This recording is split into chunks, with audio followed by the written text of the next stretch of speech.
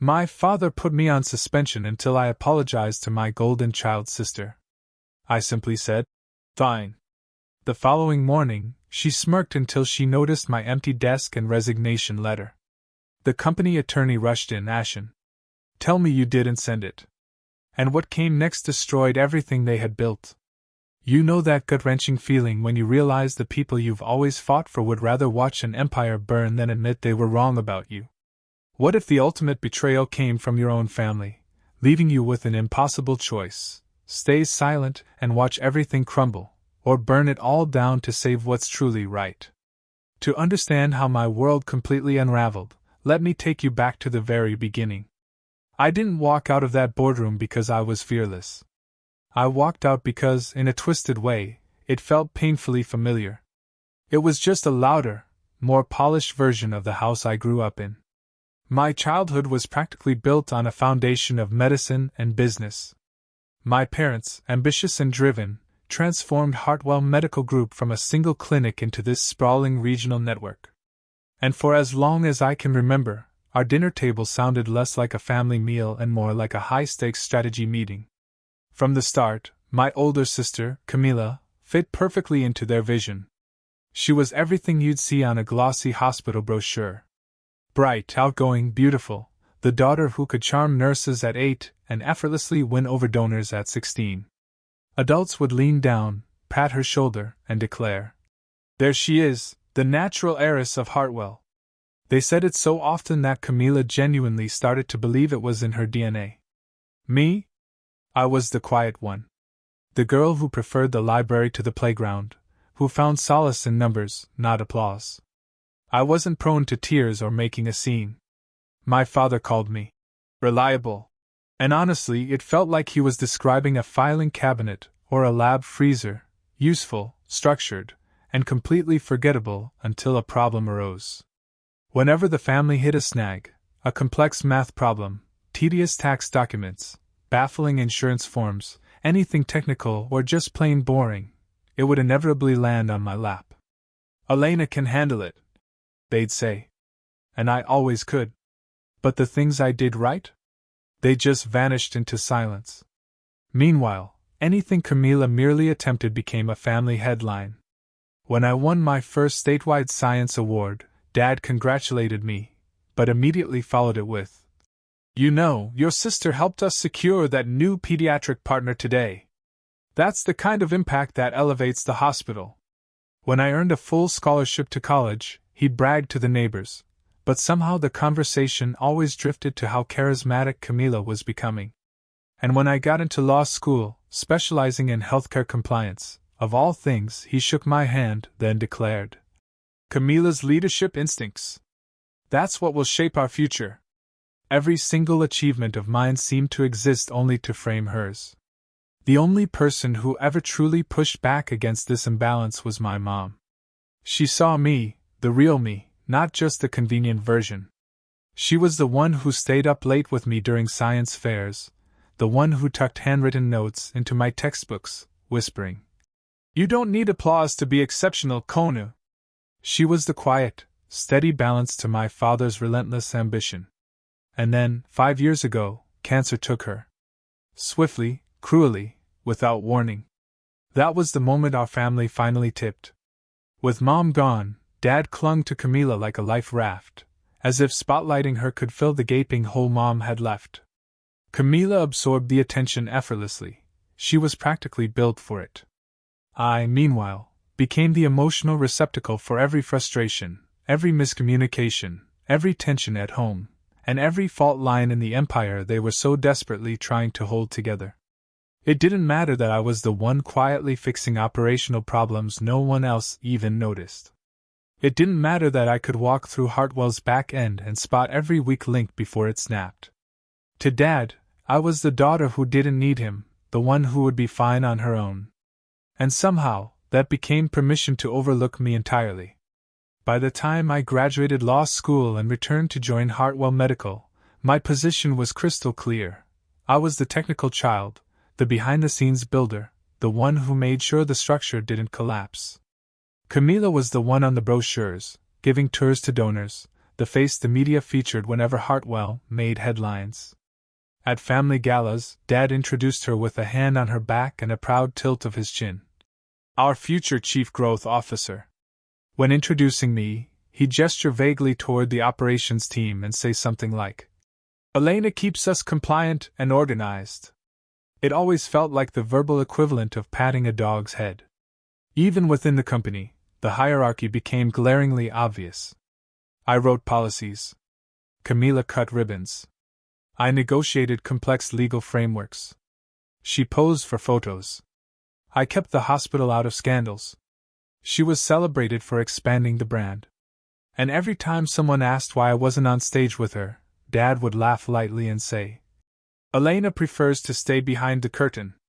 That's where she does her best work."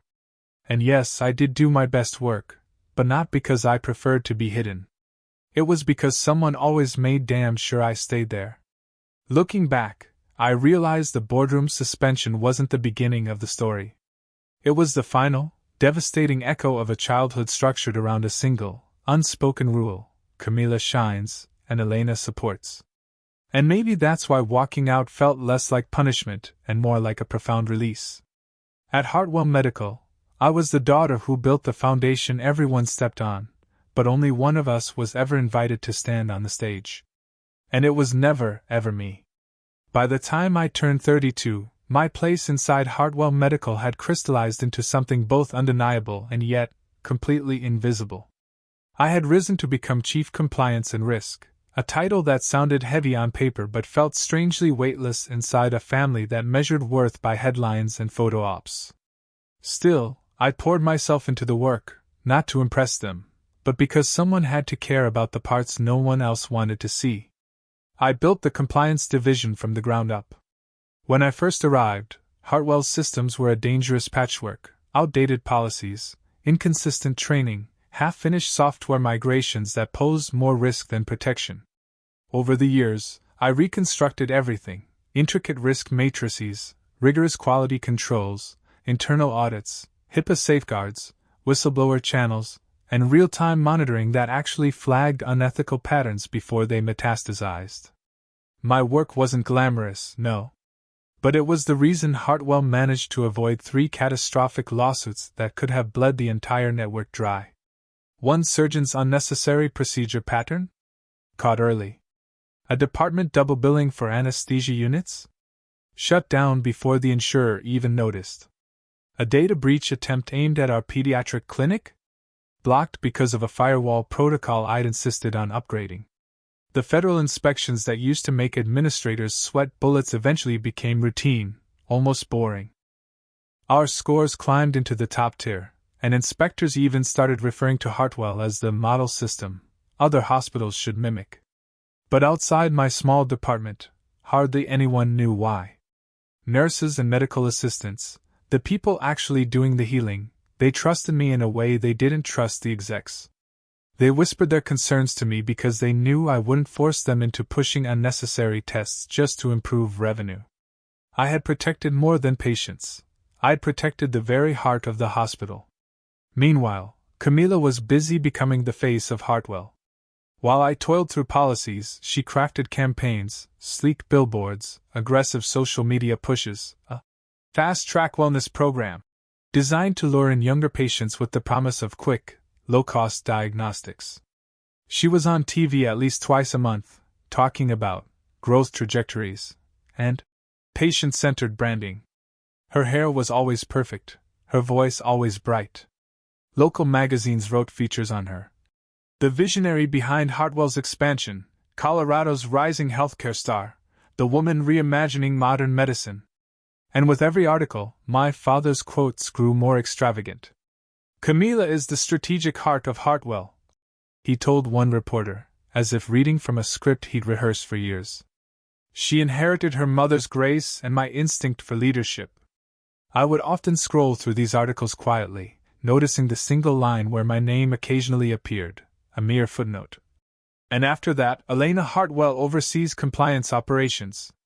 No details, no recognition, just a line that made it sound like I kept track of filing cabinets. The irony was almost comical. Camila built the image. I built the infrastructure that kept that image from collapsing. But in Hartwell Medical, and in my father's mind, the image was the empire. So Camilla rose, and I held the ladder steady beneath her, unseen. The gap between us widened with every gala speech, every board luncheon, every partnership announcement featuring her smiling face. At work, it became routine. She'd walk into meetings late, offer bold but shallow ideas, and leave early for media appearances, while I stayed behind to translate her promises into something legally survivable.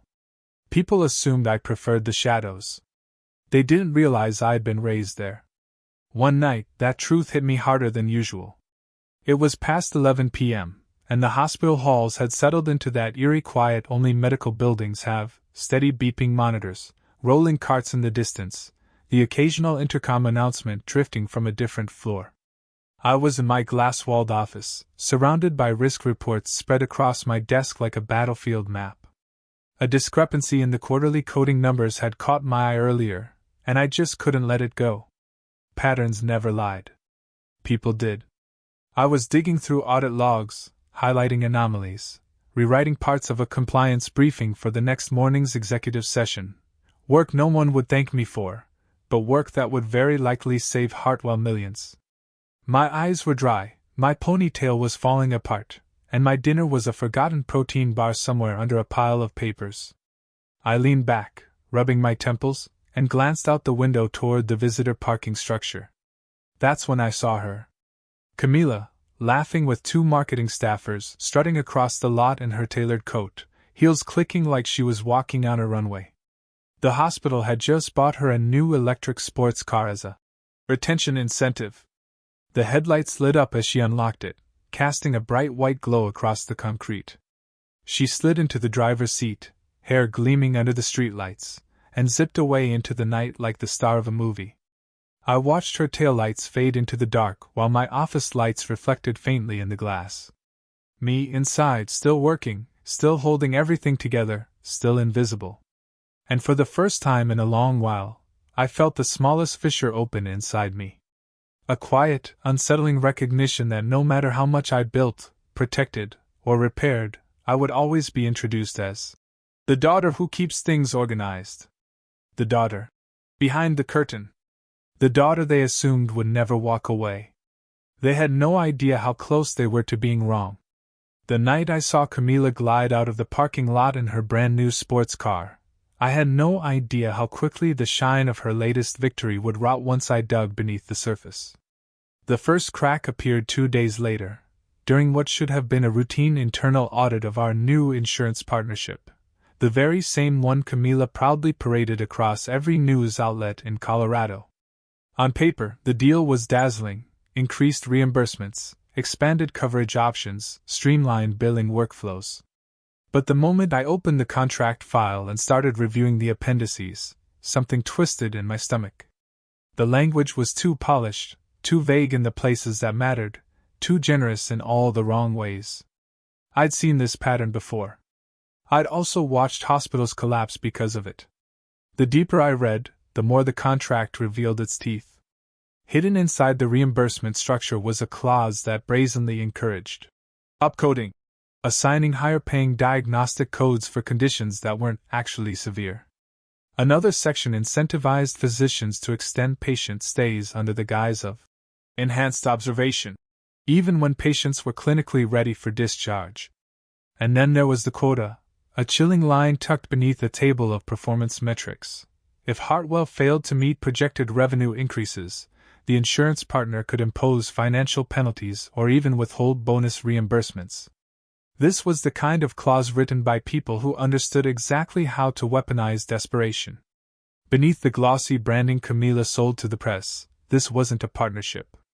It was a trap, and one that could destroy both patients and staff. I didn't want to jump to conclusions, so I spent the next week quietly gathering context. By the third day, 2 residents, stressed and hesitant, knocked on my door. They closed it behind them and sat down, fidgeting with their ID badges. "Dr. Hartwell," one whispered, "we're being pushed to order way more imaging than we normally would. Labs, too. Stuff that doesn't make sense clinically." The other nodded. Our attending said it's part of the new initiative to strengthen reimbursements. We're uncomfortable. They didn't say Camilla's name, but they didn't have to. Her fingerprints were all over anything that promised revenue jumps. After they left, I opened the analytics dashboard and pulled data from the past 6 months. At first glance, everything looked normal. Until I filtered by department. That's when the pattern hit like a punch to the ribs. Diagnostic imaging volume had spiked 40%. Overnight observation stays had jumped in 3 different clinics. High-severity billing codes appeared in places that had never used them before. Even more disturbing, the changes began exactly 1 week after Camilla's partnership contract went into effect. Patterns don't lie. People do.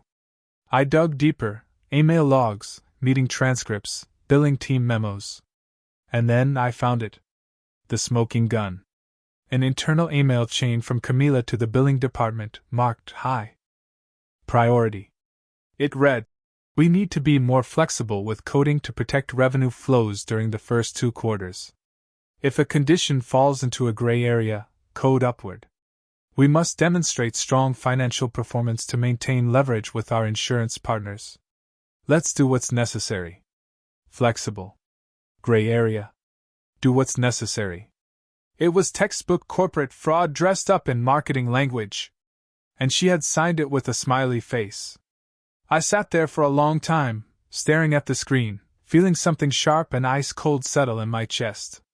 This wasn't a misunderstanding. This wasn't sloppy execution. This was a deliberate, systemic scheme. And if federal auditors found it before we self-reported, Hartwell Medical wouldn't just face fines. We could lose insurance contracts, face criminal exposure, and implode. And because I was chief compliance and risk, the blame would land squarely on my shoulders. That night, I stayed in my office until after midnight, preparing what would become an 80-page internal report. It outlined every irregularity, every inflated code, every policy violation, every data trend that pointed to coordinated insurance fraud. I triple-checked every citation, every appendix, every time-stamped email. When I finally submitted the report, I didn't send it quietly. I sent it to my father, the board, and the ethics committee simultaneously. I attached a formal recommendation: 1. Immediate suspension of the fast-track reimbursement initiative. 2. A full independent audit. 3. Voluntary disclosure to regulators and insurance partners. Within an hour, my father called an emergency meeting. He didn't even look at me as I walked into the conference room. Camilla was already there, red-faced and seething. The instant Dad finished skimming the report, she exploded. "Are you out of your mind? Do you realize what you've done? You're sabotaging everything Dad and I built. You always do this. You look for problems because you don't know how to handle success." Her voice echoed off the glass walls. The executives stared at the table. My father finally looked up at me, but there was no warmth, no confusion, only disappointment polished into something sharper. "Elena," he said slowly, "why do you insist on making everything so complicated?" Complicated? That was the word he had used my entire life. Not careful. Not thorough. Not ethical. Just complicated. Behind his tone was an accusation older than either of our job titles, that I was the daughter who always created storms where he wanted sunshine. That I was the reason harmony broke. That if I just kept quiet, just looked away, just let it slide, everything would be easier. But easier for whom? For Camilla? For him? For a hospital that was slowly turning into a machine that squeezed money out of people who trusted us. I looked at the man who had taught me to take care of patients before profits. And for the first time, I realized he didn't want the truth. He wanted obedience. And that was the moment something inside me went still. Not angry, not hurt, just still. Like the calm before something irreversible. They didn't know it yet, but they had already lost me. The emergency board meeting felt less like a professional gathering and more like a tribunal arranged for a predetermined verdict. I walked into the glass-walled conference room with my binder of evidence tucked under my arm, still foolishly believing that data, ethics, and the law would matter. They didn't. Not in that room. Not with those people. The board members sat stiffly, eyes flicking between their printed copies of my 80-page report and my father's expression, as if waiting for cues on how outraged they were supposed to be. My father stood at the head of the table, hands braced against the polished wood, jaw tight. Camila sat beside him, arms crossed, her expression a perfect blend of triumph and wounded innocence. When my father finally spoke, he didn't mention the fraudulent coding, the inflated stay durations, or the smoking gun emails. He focused instead on something else entirely. This report, he said, holding the document between two fingers as if it were contaminated, has created unnecessary panic among staff. It's damaged team morale, undermined leadership, and jeopardized key relationships with our partners. In that moment, I realized they weren't angry that the scheme existed. They were angry that I had exposed it. One board member cleared his throat. Elena, we expect our executives to present solutions, not negativity. Another added, tone matters. This kind of aggressive critique can destabilize an entire department. I stared at them, unable to process how they managed to twist evidence of potential felony fraud into a conversation about my tone. Then my father delivered the final blow, with the solemnity of someone pretending to hate what he was about to say. Elena, you leave us no choice. Effective immediately, you are suspended for 30 days without pay. He paused, letting the words settle, watching for signs that I might crumble. Before returning, you will submit a handwritten apology to the board and to Camila, acknowledging your role in damaging team trust and your commitment to focusing on constructive paths forward rather than divisive criticism. Constructive paths forward, divisive criticism. They were using corporate jargon to wallpaper over a moral collapse. Across the table, our CFO sat frozen, his gaze fixed on me. He knew everything in my report was accurate. He also knew that siding with me would cost him his job, maybe his career. So he stayed silent. Fear had eaten whatever integrity he once had. I scanned each face at the table and realized something that felt like a slow, cold exhale inside my chest. These people aren't capable of saving what's broken here. And if I stayed, I would drown with them. Outwardly, I looked like the one being punished, humiliated, isolated, painted as a saboteur. But internally, for the first time in years, something rose in me like a quiet, undeniable tide.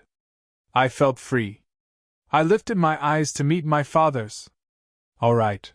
He blinked, taken aback by the absence of resistance. I continued, voice steady.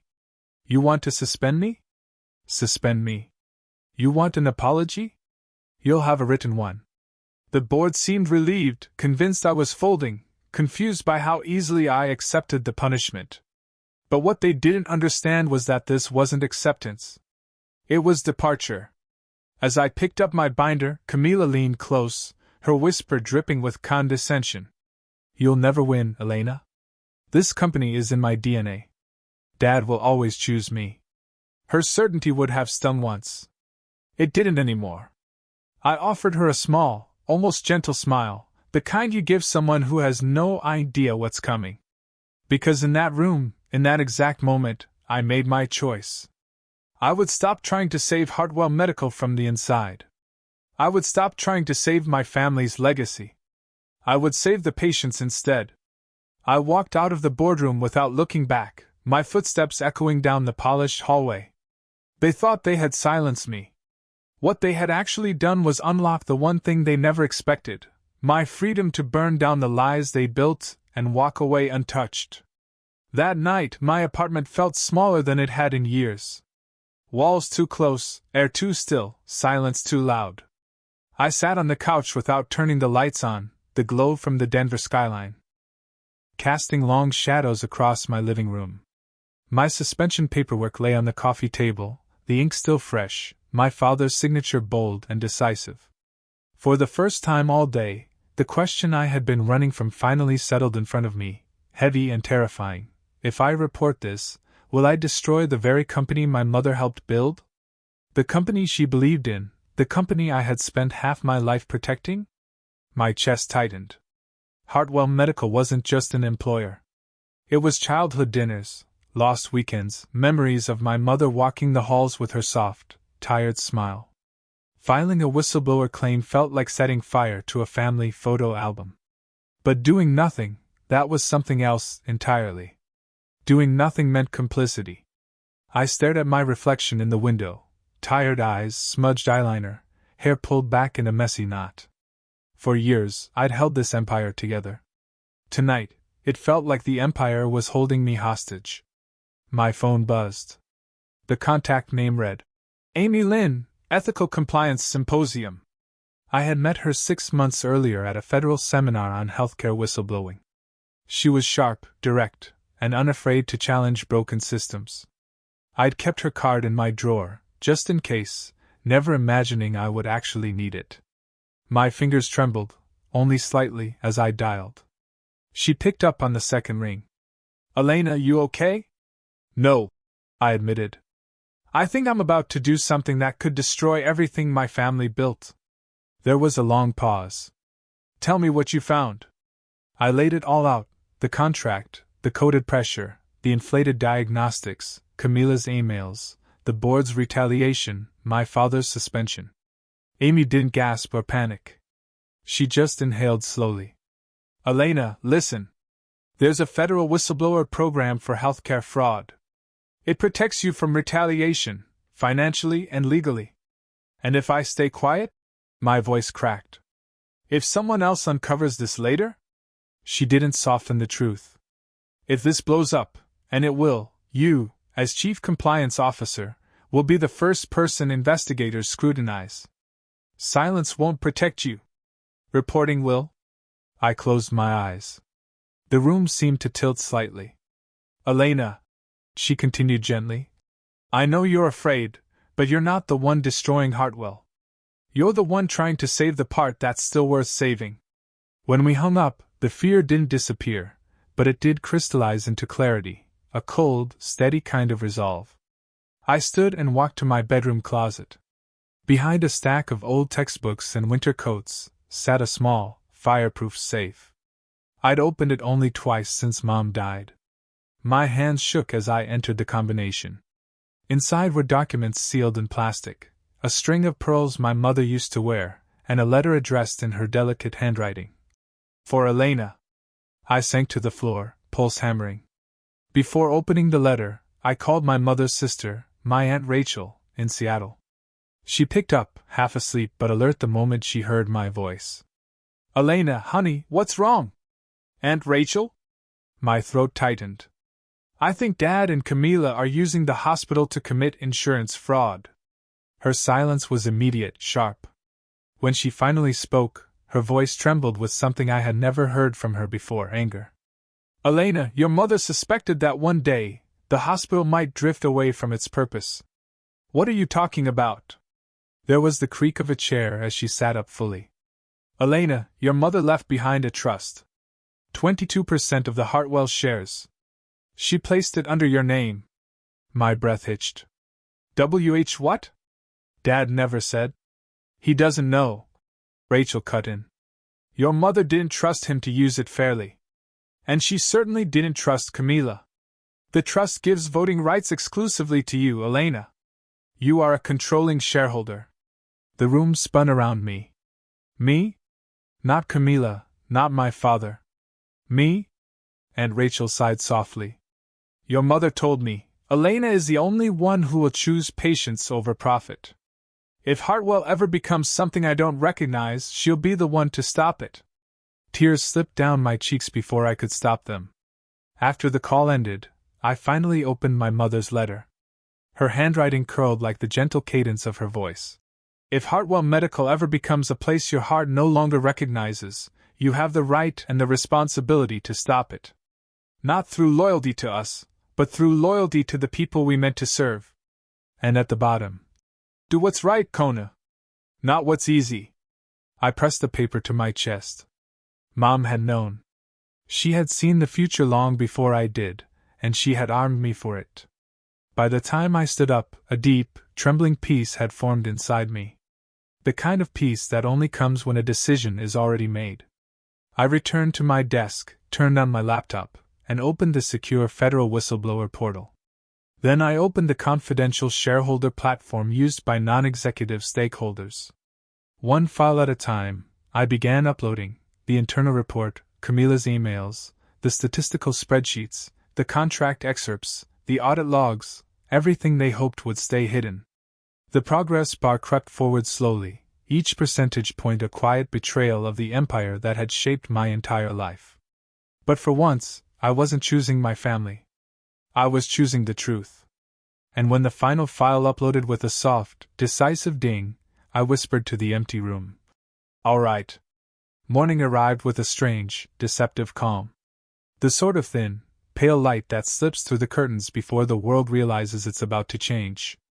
While I sat at my kitchen counter, drinking black coffee and refreshing my inbox every few minutes for a confirmation email from the federal portal, the other side of the city was waking up to a very different kind of morning. At Hartwell Medical Group, Camila walked through the executive entrance in 4-inch heels, humming to herself. She had chosen a jewel-toned suit that photographed well under fluorescent lights because today, she planned to lead a hand-picked group of local reporters through the hospital's record-breaking revenue initiative. The very same initiative built on fraudulent coding, manufactured patient stays, and the manipulation she'd proudly wrapped in bright marketing ribbon. Her assistant hurried beside her, carrying a stack of printed talking points. Camila barely glanced at them. "She'll be fine," she waved off. "I just need to make sure Dad sees the media buzz before the board meeting next week." In her mind, she had already won. She had taught her annoying little sister a lesson. She had secured the contract of her career. She had Dad singing her praises to every journalist in Colorado. Nothing, not even a 30-day suspension, was going to dim the spotlight she lived under. She reached the executive floor, still smiling. And then everything stopped. At the far end of the hallway, across from the frosted glass conference room, sat my office, or rather, what used to be my office. The door was open. The lights were off. The desk was empty. Completely empty. Not a pen, not a sticky note, not a framed photo, not even the coffee mug Camila once mocked for being too plain. Just one envelope, placed carefully in the center of the polished wood, my resignation letter. The company laptop sat beside. It powered down. My badge had been deactivated overnight. The access logs would show my keycard going dark at exactly 2:30 a.m., the moment I walked out for the last time. A few doors away, my father stood in a small internal meeting room, holding the printed resignation letter with both hands. His eyes traced the lines over and over, as though the words might rearrange themselves into something he could accept. He had expected a fight, expected tears or anger or bargaining, expected me to plead for fairness like a child craving approval. What he got instead was 4 sharply written paragraphs and a signature that didn't tremble. His hand shook now. He didn't notice Camila approaching until she saw his face and frowned. "Dad, it's just Elena. She'll get over it. It's dramatic, but..." Before she could finish, the door slammed open. James Powell, Hartwell's general counsel, barreled into the room at full speed, hair disheveled, tie crooked, his face drained of all color. He looked like a man running from a burning building. He pointed to the letter in Dad's hand, then looked at me, or rather, the absence of me. "Tell me," he gasped, "that she didn't upload it." My father blinked, confused. "Upload what?" "The report," James choked out. "The evidence, the emails, the data logs, the audit trail. She had enough material to trigger a federal investigation. Tell me she didn't submit it to the whistleblower portal. Tell me she didn't." I stepped into the doorway. James's eyes landed on me like he'd seen a ghost, and I said, with the calmest voice I'd used in years, "I submitted everything. Fully documented, properly formatted, and time-stamped. The federal portal has already acknowledged receipt." James sank into the nearest chair. Camila's face twisted. You what?" I ignored her. And I continued, turning to my father. "As the voting authority for my mother's trust, which holds 22% of Hartwell's shares, I have formally requested that the independent board committee initiate an internal investigation immediately. The silence that followed was not the expensive, polished silence of boardrooms. It was the stunned, yawning silence of a cliff cracking before it collapses. My father's lips parted. Voting authority? Elena, what are you talking about? I met his gaze without flinching. Mom didn't trust you or Camila to protect the hospital's ethics. She trusted me. Then the sound started. At first, just one ping from the iPad in the corner. Then another, and another. And suddenly, like a chain reaction, every device in the room began vibrating, pinging, ringing, phones, tablets, laptops, the wall-mounted board screen. Notifications flooded in. Ding, ding, ding, ding, ding. James looked at his phone and paled even further. It's the Office of Inspector General, he whispered. They've confirmed a whistleblower submission involving Hartwell Medical. Ping. The independent board members, they're calling for an emergency session. Ping. Camila is barred from attending. Ping. Compliance freeze order. All financial activities under review. Ping. Insurance partners requesting clarification on coding discrepancies. It was like watching a dam rupture in real time. Camila reached for my arm, desperate now. Elena, stop it! Fix it! You can fix this! Your compliance! You know how to make things disappear! I stepped back. I'm not your cleanup crew anymore. My father looked like someone had taken a scalpel to the foundation of his world. Elena, please! We can discuss this. Not like this. Not. I held up a hand. No. For years, you told me to stay quiet, to be supportive, to avoid making things messy. I gestured to the barrage of alerts exploding across the room. This is what happens when you choose silence over integrity. And then the final notification appeared on the boardroom screen, large and impossible to ignore. Independent Board Resolution. Emergency investigatory hearing today, 3 p.m. Mandatory appearance, CO Hartwell. Exclusion, Chief Growth Officer Camila Hartwell. Subject of review, systemic compliance violations. Camila gasped like she couldn't breathe. My father sat down slowly, resignation letter still in his hand. And I walked out. Steady, collected, unbroken, knowing this was only the beginning.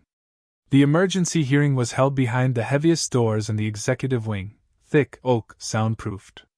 The kind of doors meant to shield powerful men from consequences. But today, nothing inside that room could be shielded. When I entered, the atmosphere was already tense, thick enough to taste. The long conference table, usually set with sparkling water and curated fruit bowls, was stripped bare. No hospitality, no polish, just scrutiny. My father sat at the head of the table, shoulders squared, but clearly trembling beneath the facade. Camila sat beside him, eyes wide and rimmed with smeared mascara, her composure cracked clean through.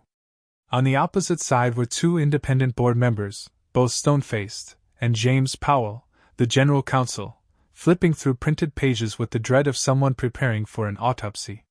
There was one empty seat, waiting for me, not as an employee, not as the chief compliance officer they had suspended, but as a voting shareholder, the legal voice my mother had left behind. I took the seat without greeting anyone. The senior board member, Miss Albright, adjusted her glasses and began without ceremony. We have convened this closed session to review evidence submitted to federal authorities and to evaluate internal misconduct involving Hartwell Medical Group. Miss Hartwell, she nodded toward me, is here as a voting representative of the Lynn Hartwell Trust. My father bristled. She is also my daughter. Miss Albright didn't blink. Today, she is a shareholder, nothing more. Camila shifted uncomfortably. The board members began reading through the documentation on the table. My 80-page internal report, annotated emails, data graphs, timelines, risk assessments. The silence twisted until it snapped. Mr. Farrow, the second independent board member, dropped Camila's printed email onto the table. This message instructing the billing team to code upward to protect cash flow. Is this your directive, Ms. Hartwell? Camilla swallowed hard. It was a suggestion, a motivational note. It wasn't meant literally. It resulted in systemic falsification of medical codes, he said flatly. Patients were miscategorized. Billing records inflated. Insurance fraud indicators triggered across 3 departments. My father slammed a hand on the table. You're taking this out of context. Camilla is young. She's still learning. Miss Albright held up another page. These signatures approving the program expansion. These are yours, Dr. Hartwell? He stiffened. I sign off on dozens of strategic initiatives every week. I trust my team. You trusted your daughter, I said quietly. His head whipped toward me. Elena, don't you dare! I didn't raise my voice. I didn't need to. You trusted her so blindly that you didn't notice she was turning Hartwell into a machine built to squeeze money out of patients who trusted us. You let her treat state and federal law like they were optional, like they were PR suggestions. The room froze. My father stood abruptly, pointing a shaking finger at me. You are destroying everything I built. Everything your mother believed in. You think you're saving this place? You are burning it to the ground. I stood too, matching his height, but not his volume. Dad, you destroyed it the moment you let Camilla play CEO because she smiled for the cameras. You destroyed it when you stopped looking at patients and started looking only at branding. You destroyed it the moment you valued profit more than the law. He flinched, and for the first time, I saw fear, not of me, but of losing the empire he'd sacrificed everything for. The general counsel cleared his throat shakily. With federal regulators now involved, Hartwell is exposed to criminal and civil penalties. Potential exclusion from Medicare and insurance networks. We could lose contracts, face public sanctions. Camilla gasped. Criminal? That's not my fault. I did what Dad told me. He always said growth was the priority. He said I had the instincts. Camilla! Miss Albright interrupted sharply. This is not the moment to redirect blame. Camilla's mouth snapped shut. The board members exchanged glances, and then the verdict came. Not emotional, not dramatic, simply administrative. In the interest of protecting Hartwell Medical Group during the federal review, Miss Albright began. We are implementing the following measures, effective immediately. 1. Dr. Hartwell will step down as CEO for the duration of the investigation. 2. Miss Camilla Hartwell will be suspended from all leadership roles and restricted from contact with billing, finance, or compliance departments. 3. Miss Elena Hartwell is invited to serve as an independent compliance advisor to assist with restructuring. The room held its breath. My father stared at me, ghost pale. You planned this. You wanted my downfall. I shook my head. I wanted accountability. I wanted safety for our patients. I wanted us to honor the values you and Mom raised me with. My voice softened. You chose not to. Camilla's chair scraped violently as she stood. Don't pretend you're the hero, Elena. You've always been jealous. You hate that Dad believed in me. I turned to her. If Dad believed in you, he should have taught you responsibility, not encouraged your recklessness. He should have taught you the law, not how to skirt it. Her face crumpled. Miss Albright looked at me again. Your guidance would help stabilize this organization. Will you assist us? The answer was already there, waiting, solid and clear. No, I said. I will fully cooperate with federal investigators. But cleaning up the mess? That's the job of the people who spent 5 years pretending the mess didn't exist. The words dropped like stones into the silence. The board nodded. They didn't argue. They didn't plead. They understood. Camilla's breathing turned shallow, almost panicked. My father collapsed back into his chair, grief settling onto his shoulders like a decade's worth of weight. And I walked out of that closed door hearing, not as the scapegoat, not as the forgotten daughter, but as the person holding the one thing they never imagined I'd have, power, and the willingness to use it. 9 months passed, months that reshaped everything Hartwell Medical had claimed to be, everything my father believed he controlled, and everything I once allowed myself to carry alone.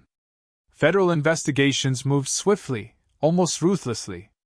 Once the whistleblower files were opened, the evidence spoke louder than any press release Camila had ever posed for. The findings were clear: systematic upcoding, manipulated patient stays, financial misrepresentation, and executive negligence.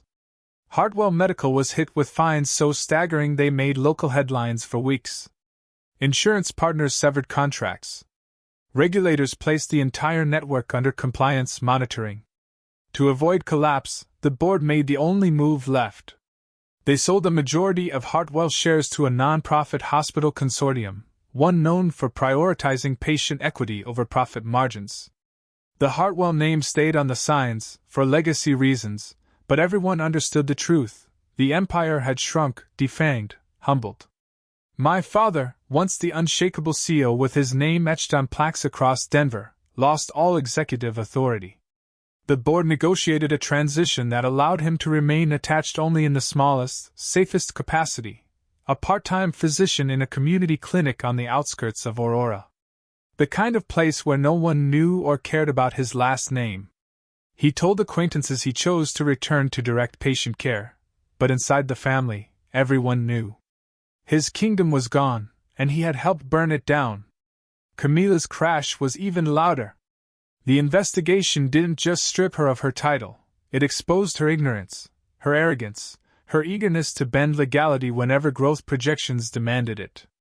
The golden child of Colorado healthcare, as one magazine once called her, became the executive under ethical review.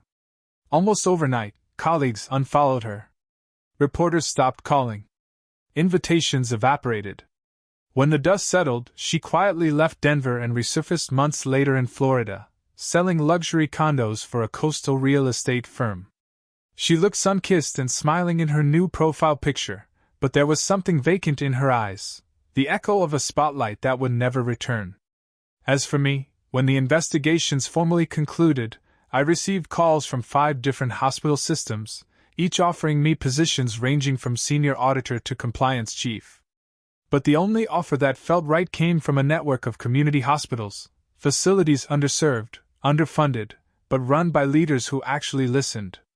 Leaders who didn't want shortcuts or loopholes. Leaders who read my resume not with suspicion, but with relief. I joined them as their Director of Ethics and Compliance, a role lighter than any title I had held before. Not because it was easier, but because it didn't require me to carry other people's wrongdoings in silence. I slept better. I breathed deeper. I walked into work without bracing myself. My new colleagues asked for my input instead of my obedience. They included me in decision-making instead of using me as a shield. And for the first time in years, my job felt like an extension of my purpose, not a burden I had inherited.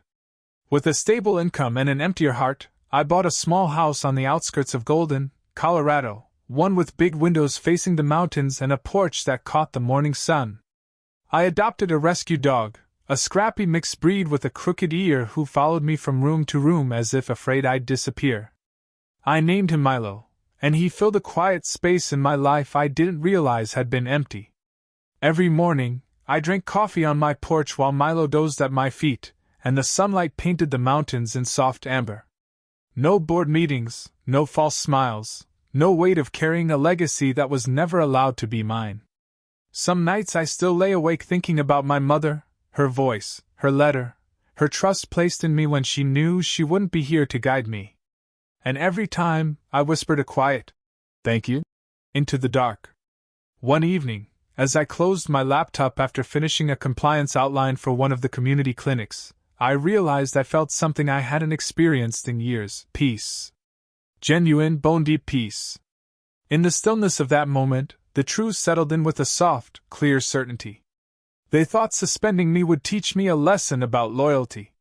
Instead, it taught me the one lesson they never expected me to learn: never sell your conscience to preserve someone else's illusion.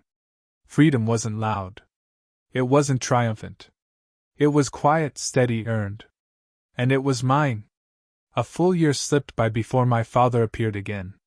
Not in a boardroom, not in a clinic hallway, not through a guarded email forwarded by an assistant. He came to my house in Golden on a gray Saturday morning, the kind where the clouds sit low enough to touch the mountains. Milo barked before I even reached the door, tail stiff, sensing something unfamiliar. When I opened it, the man standing there looked almost like a stranger.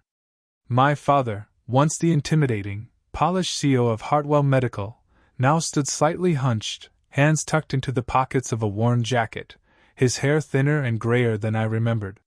His eyes, once sharp with command, were softer now, shadowed with something like exhaustion or humility.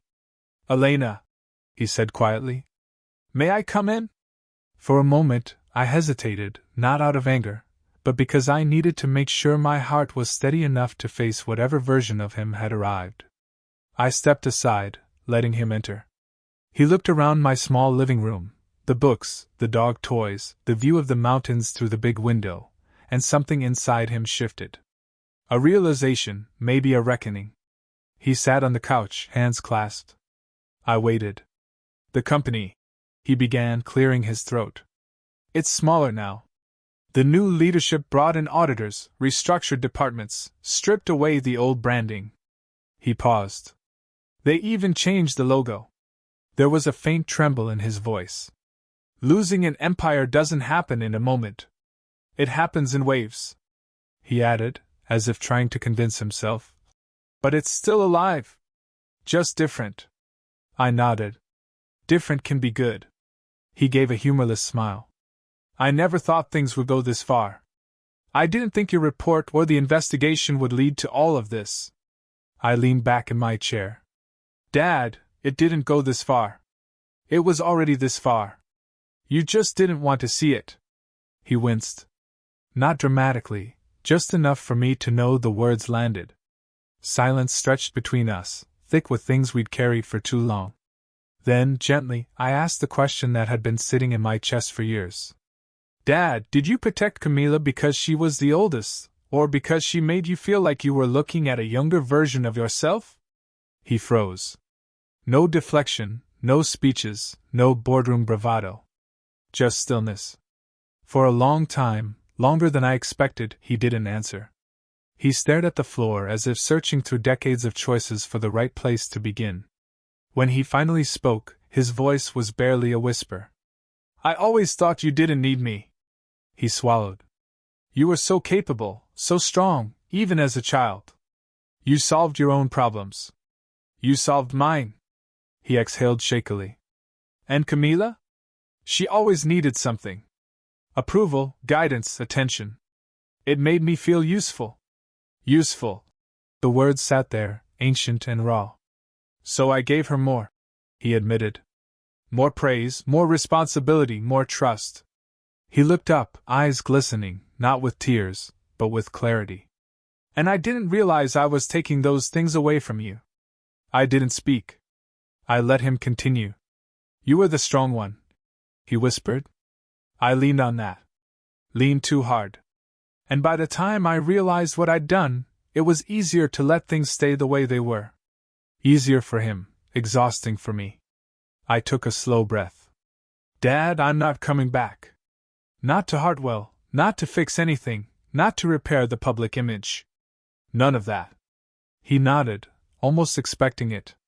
"If you want a relationship with me," I said, steady and clear, "it has to start with listening. Not negotiating. Not strategizing. Just listening." My father's face crumpled slightly, not broken, but softened in a way I had never seen. A man stripped of titles, excuses, and defenses. "Elena," he murmured, his voice trembling for the first time in my life. "I regret that I let my strongest daughter become the one who had to protect herself." For years I had imagined what it would feel like to hear him say something like that. I thought it would hurt or heal or satisfy some buried ache. But instead, it simply felt real. Simple. Human. A truth long overdue. I didn't forgive him in that moment. Healing doesn't happen on cue. But I let him sit there in my living room, in the quiet he never allowed between us before. Outside, the mountains stood steady and unmoving. Inside, something old finally shifted.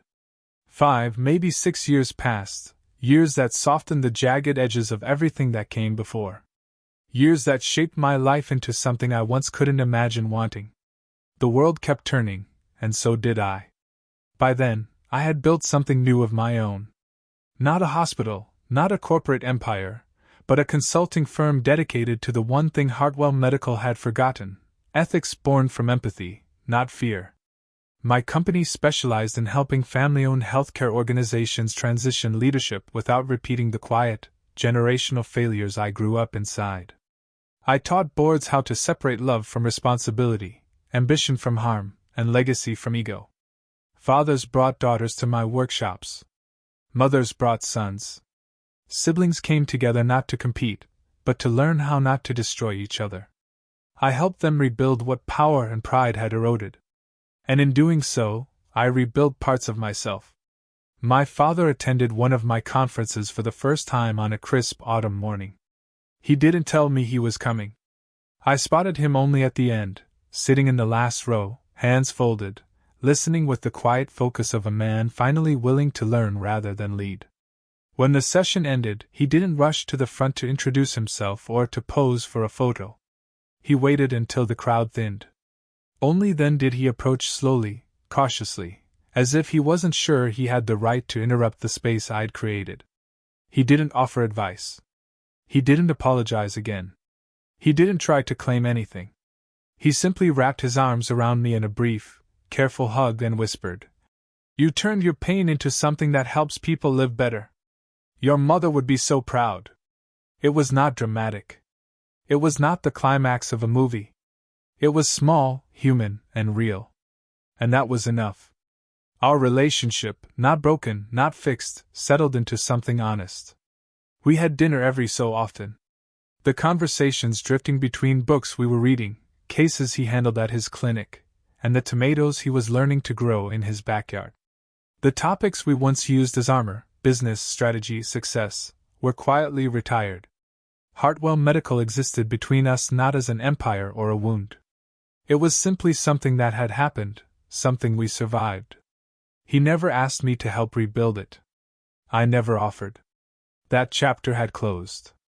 And somewhere in those quiet dinners, in the laughter over shared meals, and the silence we no longer feared, something else grew, a reclamation of what family could be when ambition stopped suffocating it.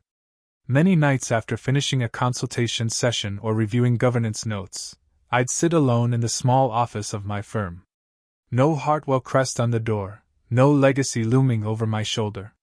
Just my name, plain, steady, entirely mine, and a team of people who trusted me because of who I was, not whose daughter I had been.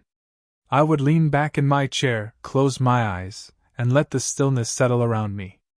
And in that quiet, I found the words that felt true enough to end my story with. The words I now speak to anyone who finds themselves caught between loyalty and justice. My father wanted my apology to keep the peace, to keep the surface smooth, to keep the silence alive. I said, "All right," but not to the game he set. I agreed with myself, because silence in the face of wrongdoing isn't neutrality. It's participation. Sometimes what breaks everything they built isn't betrayal, it's the truth.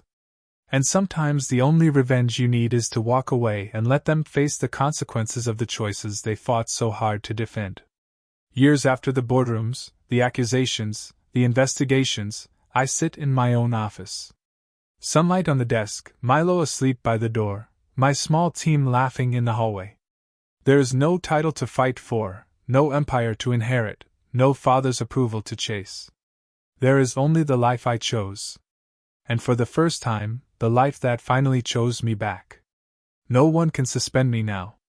No one can silence me. No one can decide my path for me. For the first time, my future carries only one signature, my own.